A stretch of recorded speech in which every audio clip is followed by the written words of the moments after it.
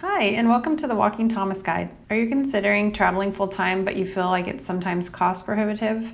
In this video, I'm going to talk about some of the ways that you can keep the cost of travel down. My name is Kyria, and I've traveled to almost 60 countries, and recently I quit my job to travel the world full-time. I get asked by a lot of people about how I can afford to do this, and I'm going to talk about some of the tips that I use right now. Just a quick note, this video will not be about how I save and invest. It will only be about budget tips and tricks for while I'm already on the road. But if you do have any questions, feel free to leave them in the comments and I will answer them there.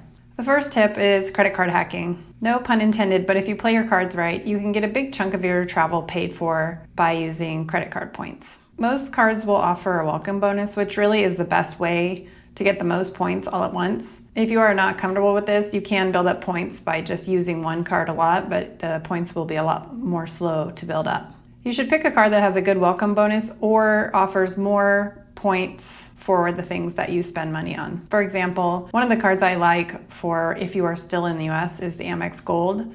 It gets 4 times points on any groceries that you spend, and then 4 times points on any restaurants. The only thing about this card, it is not quite as good if you're already traveling abroad because it doesn't give you 4 times points on groceries spent abroad, only 4 times points on US grocery stores. Additionally, it does provide some credits back for money spent on food in the US. So for instance, one of the things it gives you is money back for anytime you spend money at Dunkin' Donuts or Five Guys, but not any restaurants that are abroad, only restaurants that are in the US. This card is a good one to get a couple years before your big trip so that you will have the points built up by the time you leave. The other thing I like about the Amex Gold, and the Amex Platinum has this as well, one of the transfer partners is ANA, which has some really good deals on flights. If you're already traveling or about to leave, I like the Chase Sapphire Reserve or the Chase Business Inc. Both of them give you Chase points, which you can either use in the Chase portal, which I don't recommend, or you can transfer them to several different partners. Transferring them to Hyatt is especially a good deal, and often you'll get over 2 cents a point, which is a pretty good value. The Sapphire Reserve also gives you lounge access, which at the very least could save you the cost of an expensive airport meal. If you were to open both the Amex Gold and the Chase Sapphire Reserve, your cost for the two cards would be approximately $675. That's after the $300 travel credit that Chase offers. But your bonus points could be worth $2,000 or more depending on how you use them. Also, this does not include any dining credits, global entry reimbursements, or lounge access value. Additionally, most hotel cards cost somewhere around $100, and often they give you 1 night free each year. And usually the value of the 1 night free is more than $100. So for those ones, it almost makes sense to open one. Some of the ones I like are the IHG, the Hyatt, and the Marriott card. But if you're only gonna just have one, I like the IHG the best.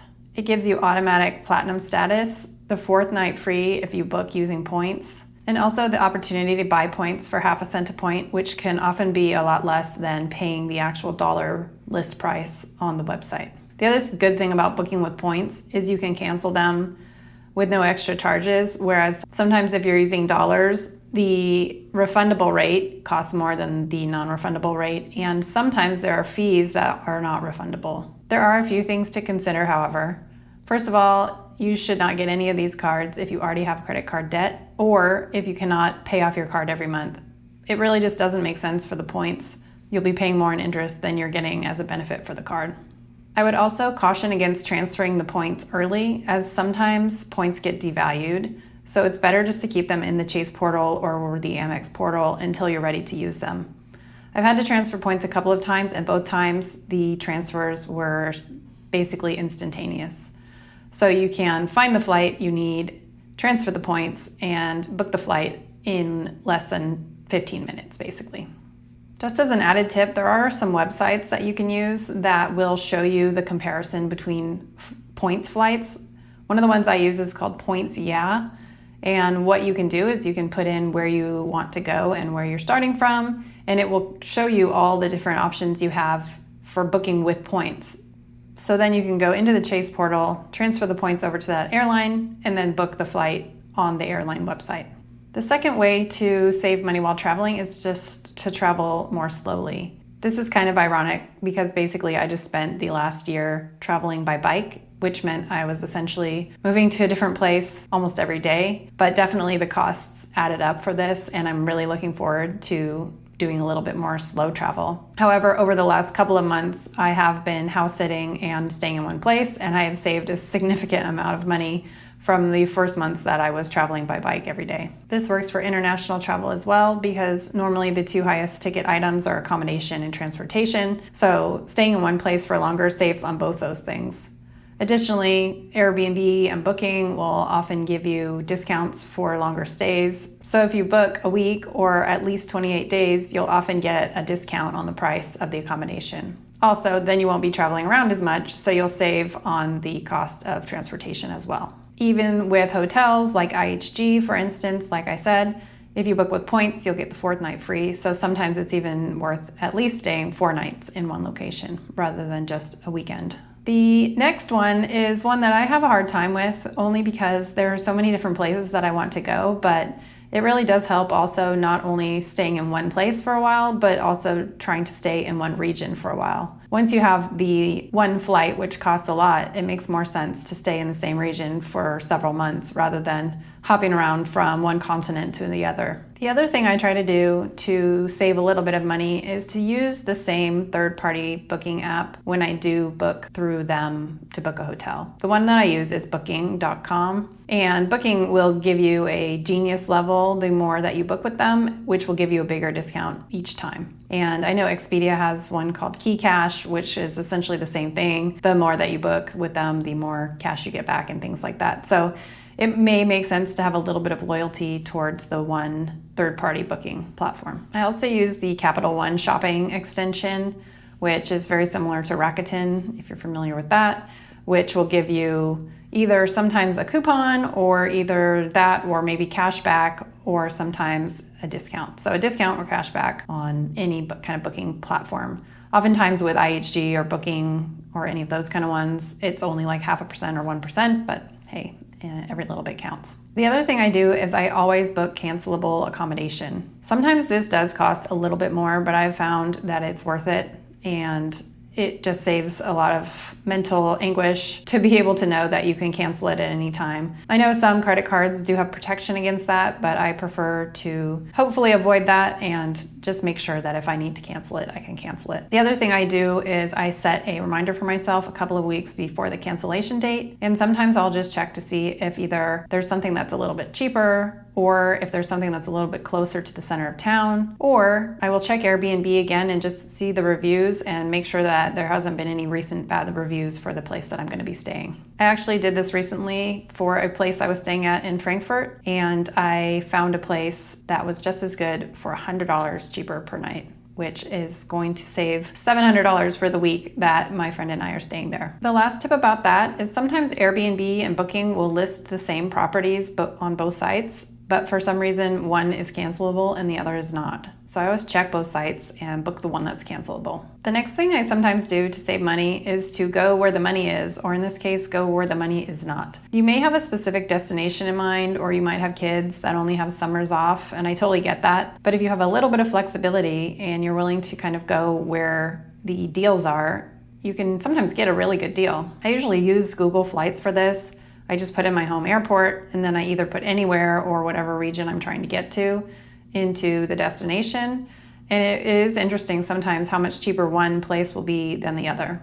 Often you can use this to get to the region that you're trying to get to anyway, and then just take a cheaper flight once you're already there. For example, a lot of times going from San Francisco to Paris is way cheaper than going from San Francisco to Barcelona or Prague or any of the other European cities. So I can just book a ticket from San Francisco to Paris, and then I can use EasyJet or Ryanair or Vueling or whichever budget airline I need to use to get to the other city. The other option for this is the Skyscanner app, which I haven't used a lot. I usually just use Google Flights personally, but I have heard good things about Skyscanner as well. There is one thing you need to be aware of in this case, and that is that a lot of the budget airlines do not show what it would cost to even have a carry-on. So a lot of them charge for carry-ons, and this price is not reflected in the Google Flights search. Sometimes the carry-ons can cost anywhere from $30 to $70 on some of the budget airlines. The other thing to look out for on budget airlines is that a lot of times the airport is not near the main airport. So I had this problem. I flew Ryanair from Paris to Rome, and to get from downtown Paris to the airport that I was flying out of took me almost 2 hours. And then to get from the airport that I flew into downtown Rome took me, I can't remember exactly, but I'm gonna say an hour at least. So I ended up spending a lot more time on buses and transport options than I was even on the flight. So just keep that in mind, that your airport may not be very close to the downtown area. Just as you can with Google Flights, you can also put into Airbnb anywhere, or Europe, or whatever your region is that you want to go to, and it will show you the prices for that whole region or the whole world if you are open to going to pretty much anywhere. So it's kind of a fun trick because you can sometimes find places to go that you didn't even know you wanted to go to. My next tip, if you have time, is to take a bus or a train. If you don't want to be stuck in a seat for a long time, because some of the bus trips are 8 or 10 or 12 hours long, you can always pick a destination in the middle and stay one night there and explore a new place. And that way you get one extra place to look at. I also like the idea of seeing the countryside a little bit in the small towns instead of just flying over everything and not getting as intimate of a look at everything. The last time I did this, I was in Toronto and I needed to go to Ottawa, and the price of a flight was like $600. The train was like $200 and a bus was $75. So it really didn't take me that much longer to take the bus, to be honest. I would have had to still get to the airport in Toronto and get from the airport in Ottawa. So it maybe was a couple extra hours, and I got to see the countryside along the way. The next thing I try to do, if I can, is to book accommodation near the train station. For example, I went to Munich and I actually booked a place literally a 5-minute walk away from the train station, which was great because I was only going to stay there one night. So this gave me the opportunity to easily get to my hotel and then leave the hotel, walk around town, and get to see quite a lot before I went back to my hotel and then got back on the train the next day. It might cost you a little bit extra, but you're not really paying for the transportation that you might have needed if the hotel was farther away. And then I got to be right in the middle of downtown and walk around really easily without having to worry about extra logistical steps of transportation. The next thing that I always do is I always travel with carry-on only. If you have to fly, carry-on is not only a lot cheaper, but it's just so much easier not to have to lug a big suitcase around all the time. In fact, I actually use a backpack because I like to be able to just walk around, go upstairs, go on cobblestones with freedom and not have to worry about pulling something behind me. In the US, a lot of the airlines charge at least $35 to check a bag. And like I said before, in Europe, even the budget airlines charge for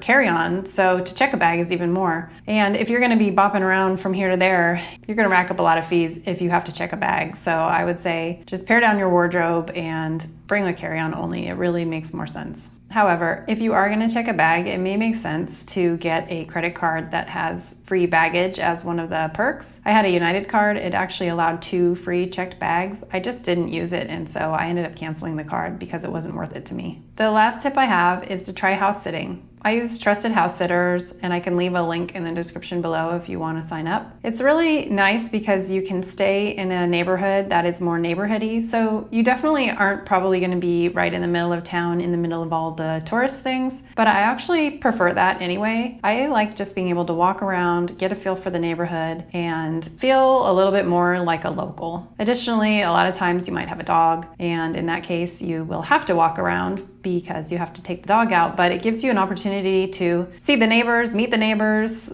look at the neighborhood, and I don't know, I kind of like the opportunity to be in a city and be like a local. Additionally, it doesn't cost anything, so you can really save a lot on accommodation, which is great. The only downside I would say for the house sitting would be that sometimes you might get an animal that's not very well behaved, and that can be kind of a pain because if you're scheduled to stay for a long time, that can kind of ruin the rest of your time there. So maybe my suggestion for that would be, if you're going to try it, try a couple of shorter stays first and see how you like it, and then go from there. But I have saved thousands of dollars by doing house sitting instead of having to pay for accommodation. All right, so now you've heard a lot of tips that I have for saving money while traveling. So it's your turn now. Leave a note in the comments to tell me, what tips and tricks do you use to save money while traveling? In my next video, I'm going to go over my plans for 2025.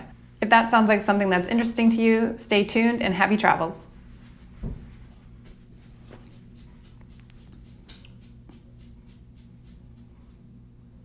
Darn dog.